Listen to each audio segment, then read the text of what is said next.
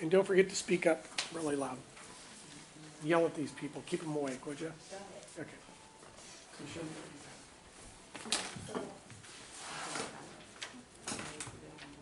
Okay, so chapter 7, number 4 reads this. A pension fund manager is considering 3 mutual funds. The first is a stock fund, the second is a long-term government and corporate bond fund, and the third is a T-bill money market fund that yields a rate of 8%.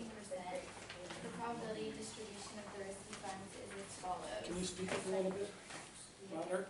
And can everybody listen and not talk? Thank you. It gives the parameters of the opportunity set, which is the expected return for the stocks is 20%, the expected return for the bonds is 12%, and the standard deviation for stocks is 30%, the standard deviation for bonds is 15%, and the correlation is 0.10. So from those givens, you get the covariance matrix and plug in these values, and you plug that into the minimum variance portfolio equation, which is this, and from that you get 0.8261, and then it asks you to find the mean of the minimum variance portfolio and standard deviation. So you take those numbers and the mean equation, and you get 13.39%. And then to find the standard deviation, you use this equation, and you get 13.92%.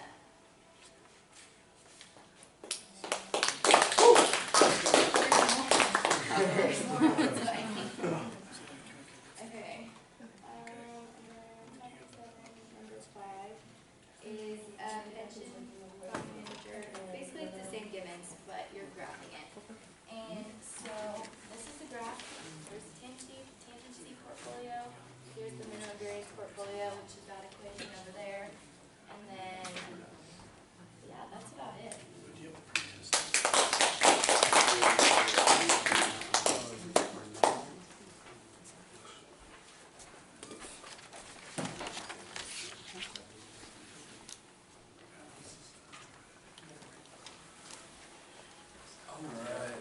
Mine is the chapter 6 of Mendix, question number 1, right here.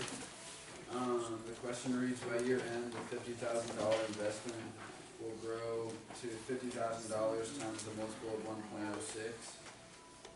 which equals to $53,000.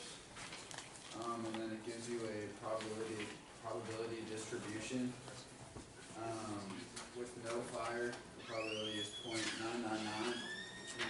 And then the wealth is 253,000. And then with the fire, it's a probability of 0.001, and the wealth of $53,000.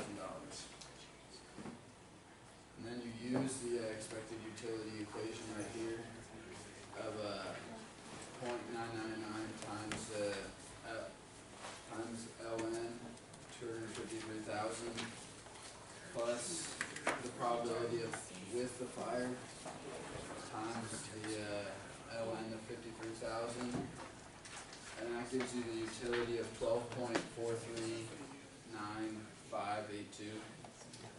And then after you find that, you find the certainty equivalence. That's right here. Okay. And then go down with the fire insurance. It gives you the equation of 50,000 minus P. And then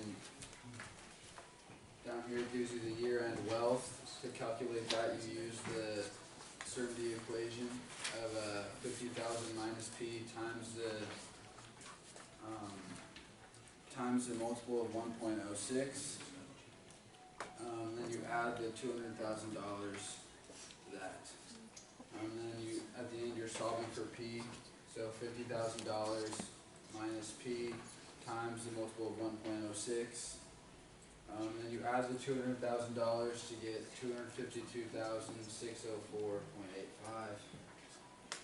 And then finally, you calculate the P, which turns out to be 372.78.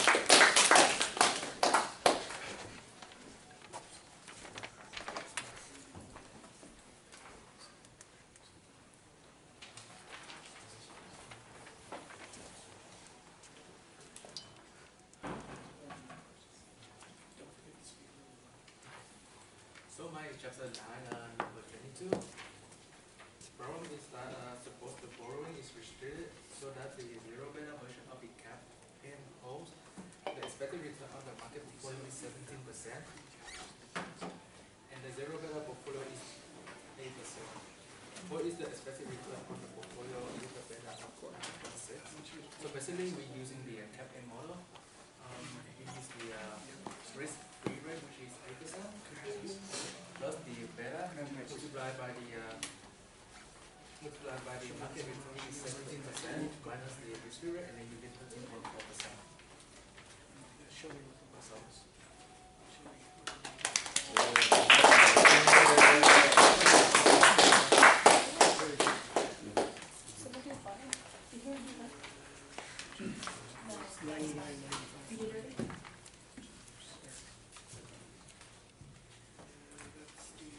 What is this? Okay, so for number 15, for chapter 7, the question was, suppose you have a project that has 0.7% chance of doubling your investment in a year, and a 0.3 chance of having your investment in a year. What is the standard deviation of the rate of return on this investment?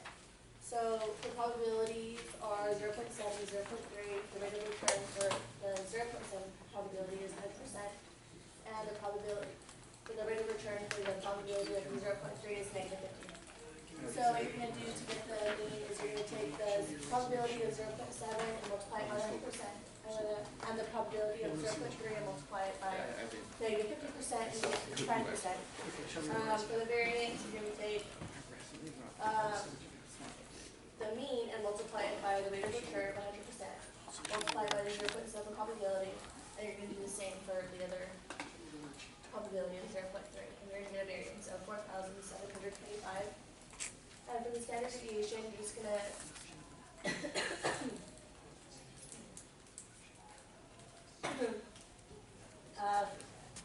4,725, we'll raise it to that power, and you're going to get 68.74%.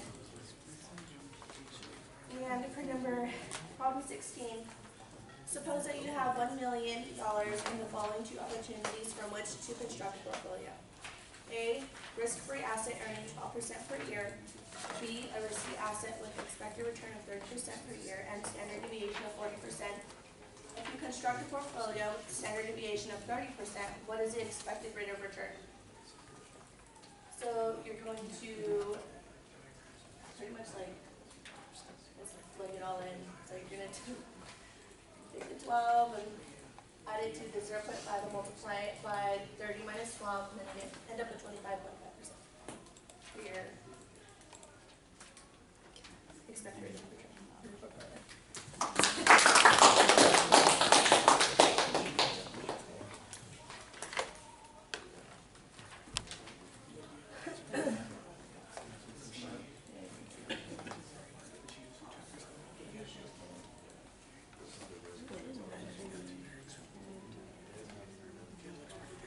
Alright, so I did chapter 4 question, or chapter 9 question 1, and then just using the CASM, they gave us the expected return, the risk-free rate, and the risk premium number, so we're just solving for beta.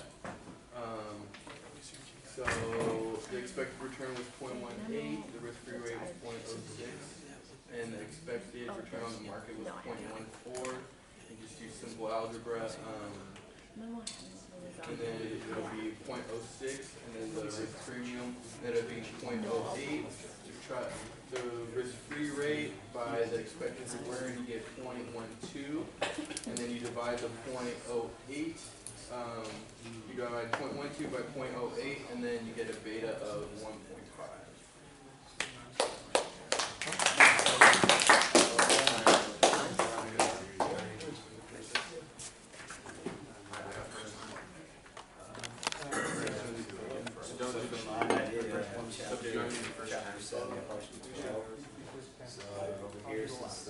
Stocks being perfectly negatively correlated. A risk-free portfolio will be traded, and the rate of return for the portfolio of equilibrium will be the risk-free rate. Find the proportion of this portfolio with the proportion of Yeah, with the proportion invested in stock A over here with WA, and then the proportion invested in stock B is 1 minus that. You set the standard deviation equal to 0.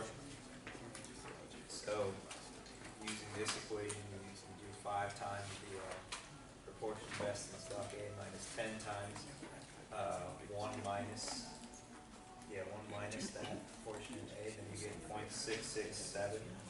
So then you put that over here to find the expected rate of return. So you get this equation right here. So it's 0.667 times 10 plus 0.3333 times 15 is 11.667%.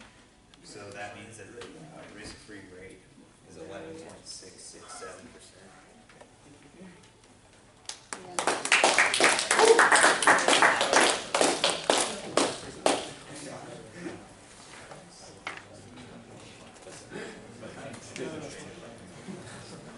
Okay, so I have chapter 9, number 4, and the question is, what would the fair return for each company according to the CAPM? So for the dollar discount store, you're going to plug in your T-bill rate plus the beta times the risk-free premium and get 0.13. And then for the everything $5 store, you're going to plug in the T-bill rate plus the beta times the market premium, market risk premium, and you get 0.10.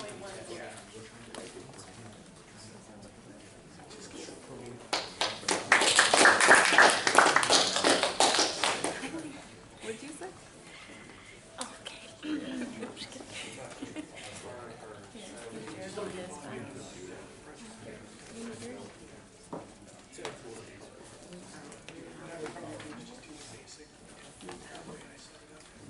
Okay, so I have chapter 6, exercise 6. They give us the formula of utilities, this stock portfolio. They give us the, we have to calculate the expected return, but they give us the risk version and the deviation. So it's basically just plugging in, seeing what numbers you get, and then plotting the curve. But you can see that it ends up being that they already give it to you. So it's kind of an absurd exercise, basically to see, let's say, plot curves.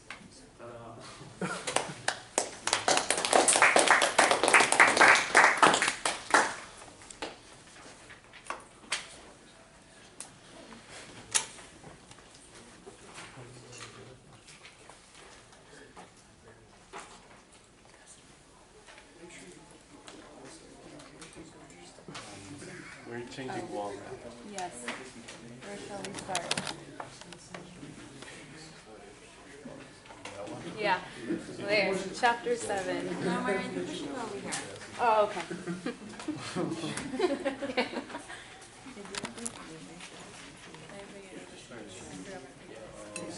What? Look, can you help me? Oh, I got it. I got it. It like flips with this. Just like this. So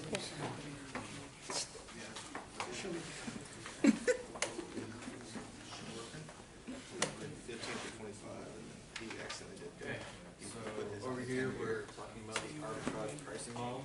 So we're comparing two portfolios with the same level of risk, known as beta, but portfolio G has a higher expected return, so we calculate the arbitrage.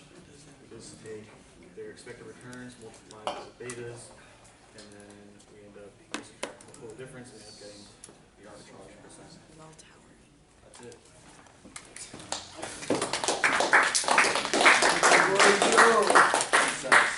Alright, so now we're looking at the relationship between expected return and beta. You're given your expected return and you're given the beta.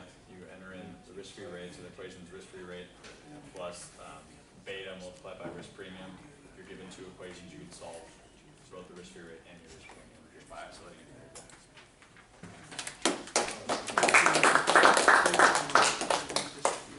So I have chapter 8, columns 9 and 10, and they're related. They have the same inputs. So for 9 is, suppose the index model for stock A and B is estimated with the following results, which are these two, and they're asking you to get the standard deviation of stock A and stock B. So basically what you're gonna do is you're gonna take the standard deviation equation, which is displacement variance over total variance. You take these numbers from here, the 0.7, the 0.20%, and then the 0.20 from here, and you solve that, it's gonna give you a 980. It's second power, so you have to take the square root, and that gives you 31%. That's the standard deviation for stock A, and you do the same thing for stock B. Same equation, different numbers, which are for B. Again, it gives you a number to the second power, so you have to take the square root of Somebody's it. sending stuff to the other room, and it's quite disruptive, actually. That's not correct. My apologies. You'll never do it again, I promise. Except it won't happen again. Okay, so then it's Is anyone want feed? There we go.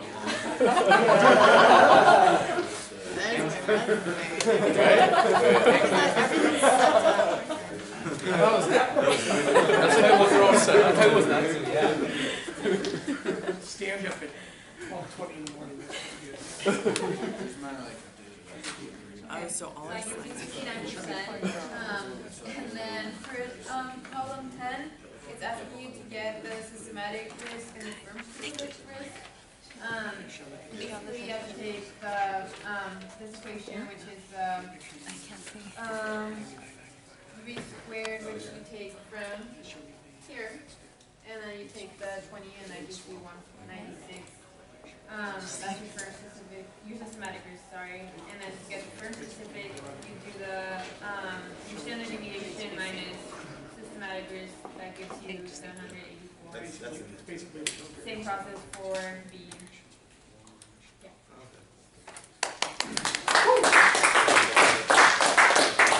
So, for my problem, we're looking for the expected return of the new portfolio, which the equation for that is the weight of the original portfolio times the expected return of the old portfolio plus the weight of new stocks times the expected return of the new stocks.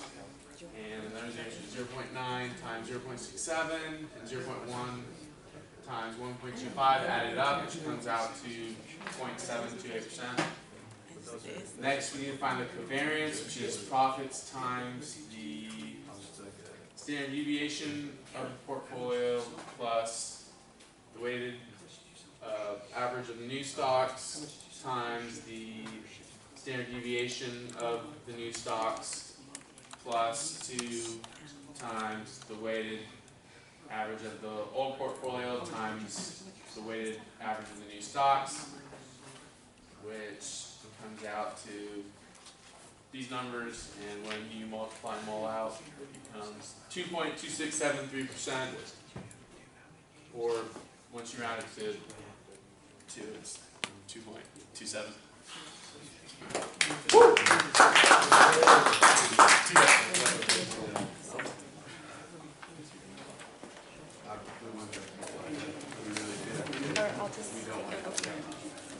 What's the name of that? This? Yeah. I don't know. I guess you could get online. So I got chapter 10, problem 13, and it's asking, according to the agency, if the risk-free rate is 4%, what should the practice estimate of the expected rate of return of the Forbes High Growth Fund be?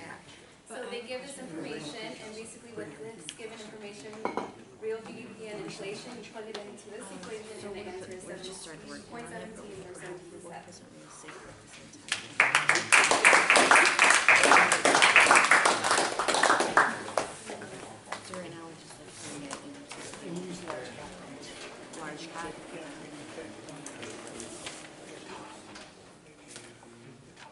Why doesn't mine go there?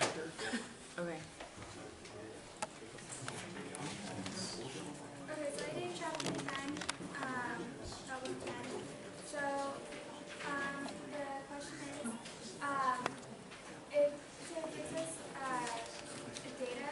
If you look on the Excel sheet, it says consider the following multi-factor ADP model of security returns for a particular stock. And for A, it asks if T-bills currently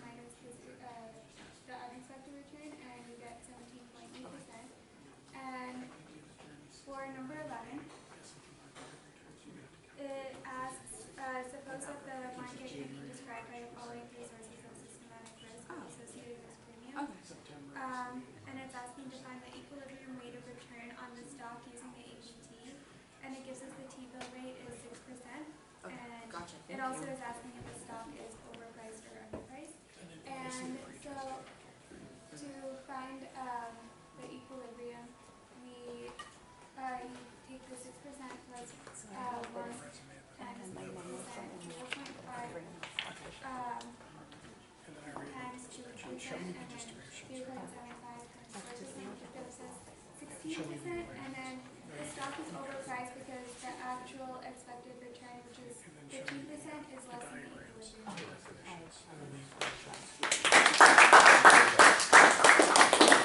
You know what to do. And then the resume. I don't have it. Memo. Okay, I'll show you. I did chapter 6, problem 19, A and B. The first one asks to find the optimal proportion. So there's the equation. We have the estimated rate minus the risk-free over the A standard deviation squared. And basically we have the numbers that are given. So the 0.18 is the estimated. And we subtract that by the T-bill rate, which is given. And then they also give us the 3.5. So the A of it, and then we multiply that by the standard deviation squared, and we get 0.3644. So therefore the client's optimal proportions are 36.44% invested in the risky portfolio, and if we do 1 minus the 36.44, we get the 63.65% that they invest in the T-bills. For B, we're finding the expected rate of return. Same thing goes, so we have the T-bill rate, and then we have also the given multiplied by the optimal proportion. So there we get the equation, and we have the 0.08 plus the optimal proportion, which was 36.44%, times the 0.1 that's given, and so we get 11.644%. And then the second part of it, we were trying to find the standard deviation. So again, we use the optimal proportion, and we multiply that by the standard deviation that is given to get 10.203%.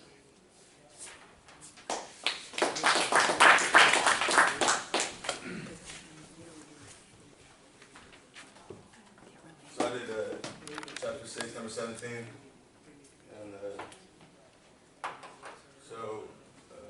equation is expected return of the portfolio equals risk-free rate plus intercept times expected rate of portfolio minus risk-free rate. It comes out to this, A plus intercept times 18 minus 8. So if the expected return for the portfolio is 16%, 60% equals 8% plus Y, plus 10% times Y. Get this equation, which equals 0.8. So in order to have a portfolio expected rate of return equals to 16%, the client must invest 80% of total funds in the risky portfolio and 20% in T-bills.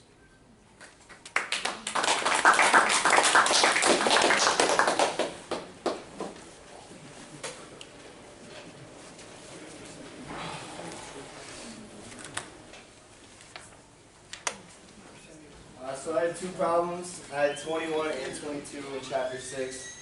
21 asks in part A, your client wants to invest a proportion of her total investment in your risky fund to provide an expected rate of return on her overall or complete portfolio equal to 8%. What proportion should she invest in the risky portfolio, which is P, and what proportion in the risk-free asset? So the equation is the expected return on her portfolio, which is going to be 8%, and then that can also equal 5% plus Y times 11% minus 5%, and that 11% is the expected rate of or expected return on the portfolio, not necessarily hers, and then the risk-free rate is 5%, and then you solve or you get Y equals that equation in 0.05. For B, what will be the standard deviation of the rate of return on our portfolio? Standard deviation of the portfolio is equal to Y times the standard deviation of the risky portfolio, the one that you manage. And so you get 0.5 times 15%. Once again, that 15% is the standard deviation of the portfolio, and you get 7.5% for the standard deviation. And then part C, the first client is more risk averse, preferring investments that have less risk as evidenced by the lower standard deviation. And 22. 22 says, using the capital market line, what expected return can IMI provide subject to Johnson's risk constraint? So for that, you use the formula once again, your expected return on the portfolio, which is equal to the risk-free rate, plus the expected return on the market portfolio minus the risk-free rate, the standard deviation of the market portfolio, and then all that times the standard deviation of the portfolio. And you get all that down, and you're ended with 8.5% for the risk strain.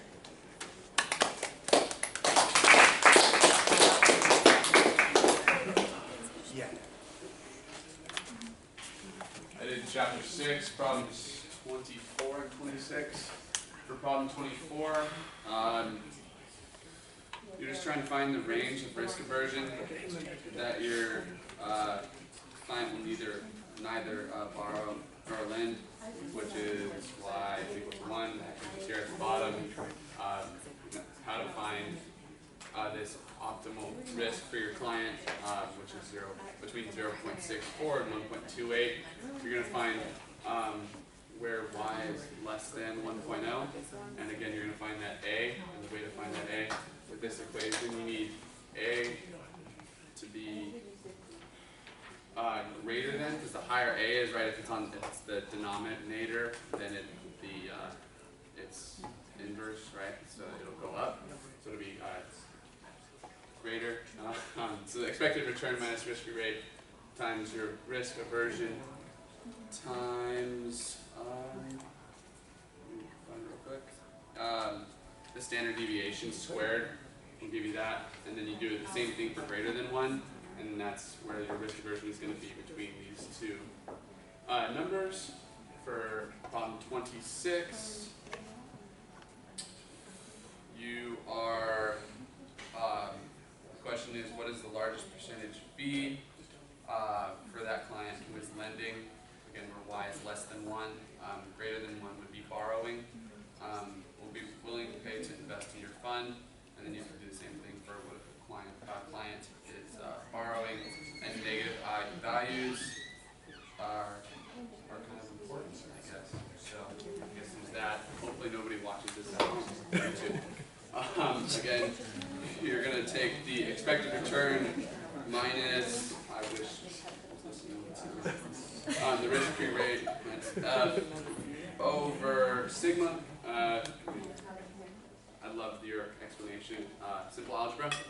And you find 1.2%, 16%. Passive fund is better than the managed fund. You're going to have to actually pay somebody to come and invest in your portfolio. So if it doesn't work, you're not going to pay somebody money to come and invest with you, right? That makes sense. Cool. Good.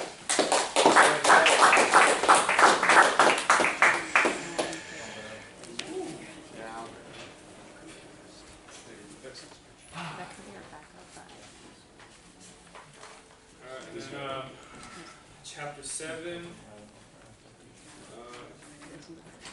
This is basically the formula to find the reward to volatility ratio of the optimal cal. Optimal cal is the capital allocation line.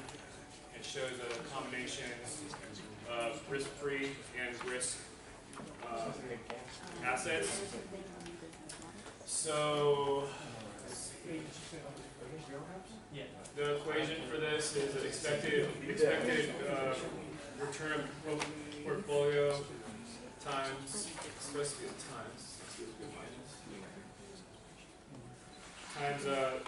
the risk-free rate divided by standard deviation, and these numbers came from my problem last week, and it's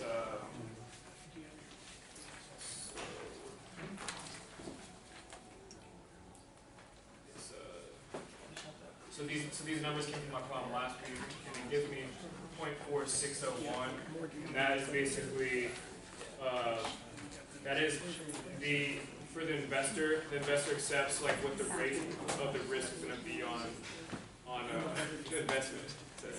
Yeah.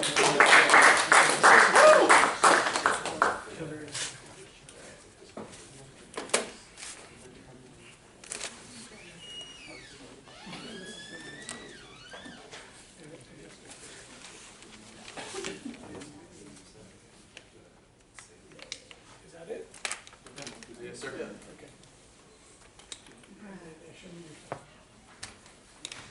Do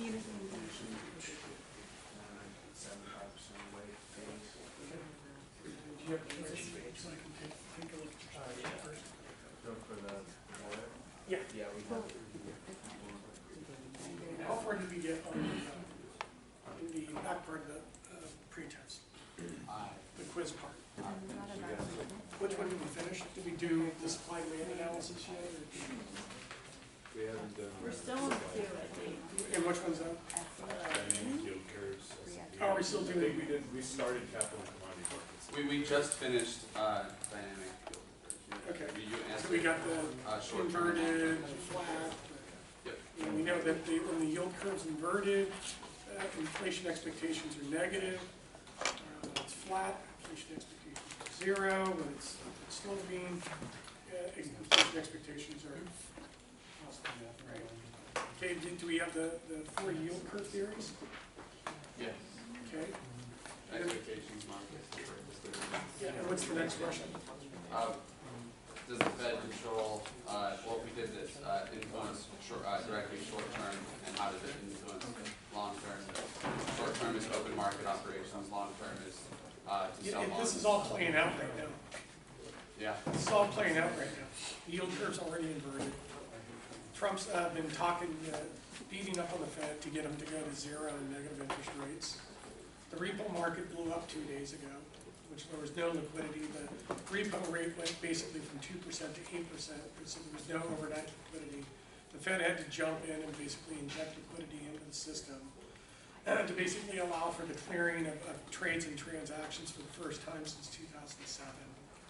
So this is like stuff that happens right before a recession, or some kind of financial crisis, but the Fed's all over it. I mean, these guys know what they're doing. But to have the repo rate go from 2% to 8% in 24 hours back down to 2%, people are like freaking out.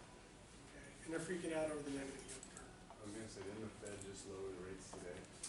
Did they, that's a good question. I just left my office. 1.75 to 2, like right before I came in the So class. only a quarter? Yeah, but still. Yeah, everybody was telling them to do 50 basis points to nip the trade war problems in the bud, or at least do as much as they can for the global economy and the domestic economy, because the manufacturing sector is already in recession. Okay. Services sector is holding up pretty well, but unfortunately the manufacturing sector has been deteriorating and is in technically a recession. It's been contracting for 2 quarters. Okay. So we did that. Did we do the S&P 500? The yield curve of the S&P 500. Did I walk you through that? Did we look at the dynamic yield curve? So we saw that the yield curve now looks like this. Mm-hmm. The yield curve now looks like that. So it's inverted right here because they're anticipating a recession or significant slowdown all the way up to the 2-year, so within the next 24 months. And then it's upward sloping. So they're anticipating after the recession's over, then obviously inflation expectations are going to come back, and the yield curve is, becomes a little bit normal again. And short-term rates are still higher than long-term rates by about, I think it's around 25 or 50 basis points, depending on if you use the 2-year compared to the 10-year, or the 3-year compared to the 10-year. You got to try not to zone on me, okay? Zone out on me, okay? All right. Okay, so we already did that. And then if the yield curve inverts, which it already did over the last 2-3 weeks, when does the stock market peak? If the yield curve inverts, the stock market peaks within how many months? 12. And we're in a recession within 24. You need to write that down. Okay. And then the capital in the stock market, did we do this one? Number C? No, we haven't started that yet. So let's do it. How much time do I have? 8. 8 minutes? Yes. Okay, maybe you guys can do this for me. So you're going to build a table right here. And it's going to be asset class. And it's going to be stocks, oil, gold, bonds,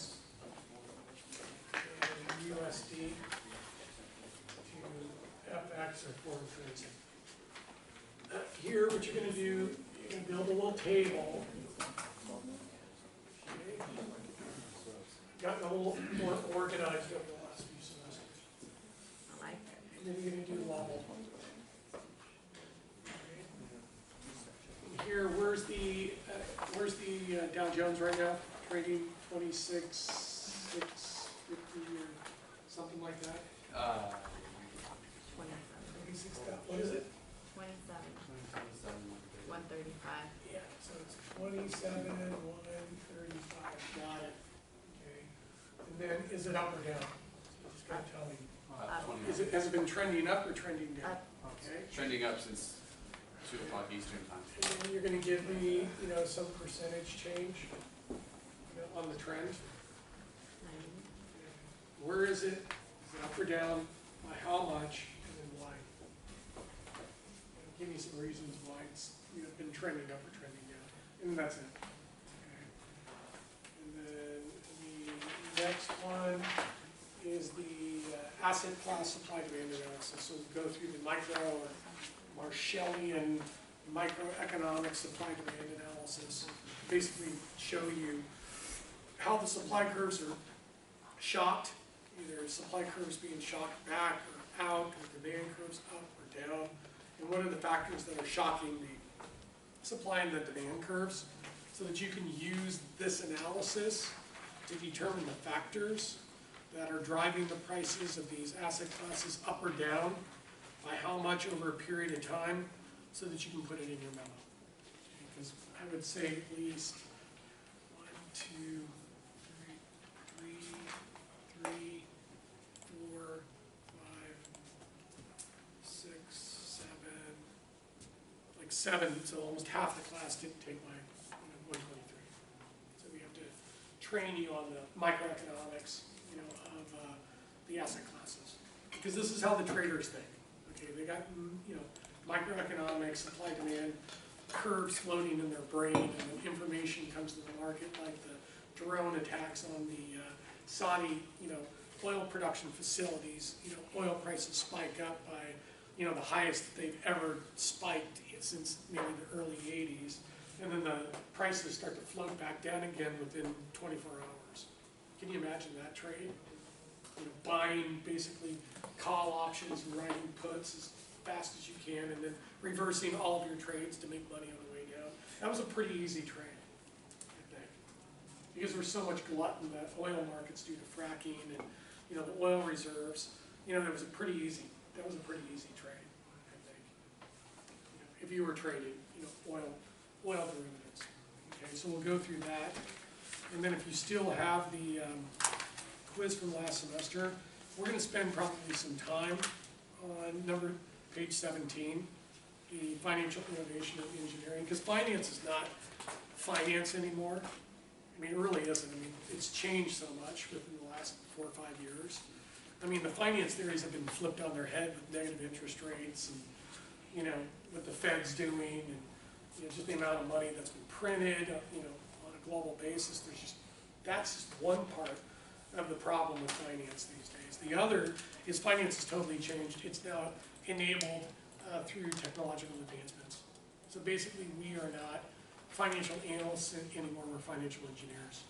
Basically, we design solutions, processes, and products to basically solve problems. And we utilize technology now. And fintech is one of the fastest growing sectors in receiving the majority of the VC capital now. So now, our finance capabilities coupled with technology capabilities, our industry, our concentration, our area of expertise is totally radically changed.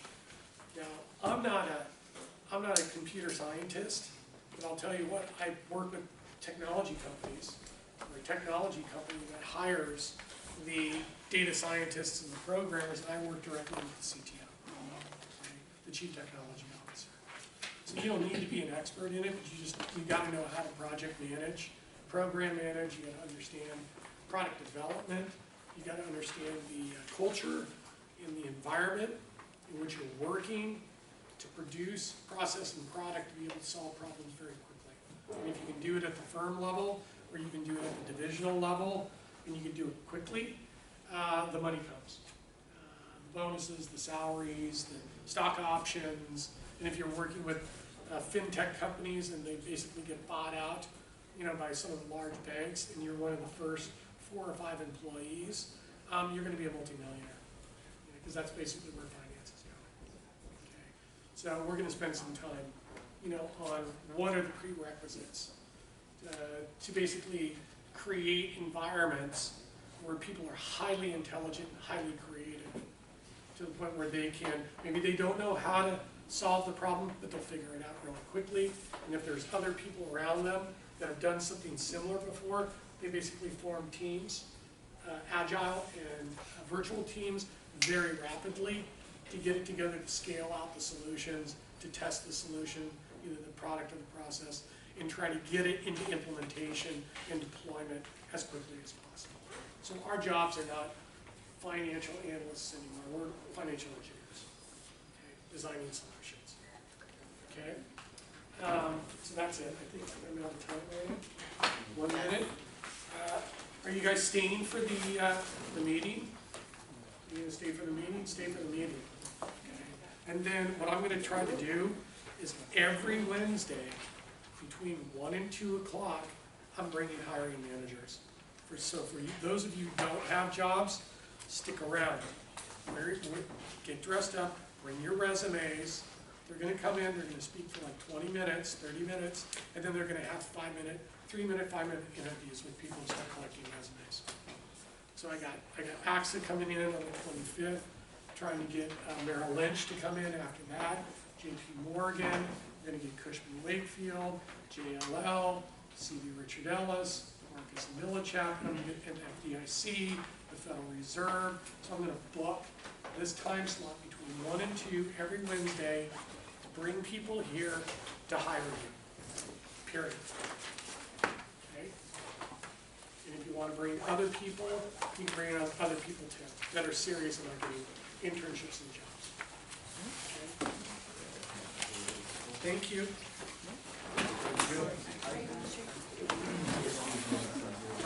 If you need any help with anything, let me know.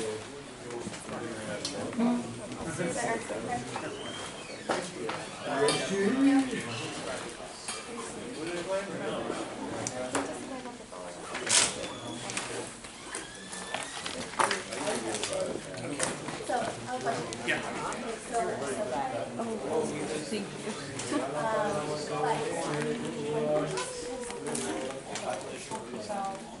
You're not staying? Yeah. Do I even know that also? You gotta get what? Yeah. And then,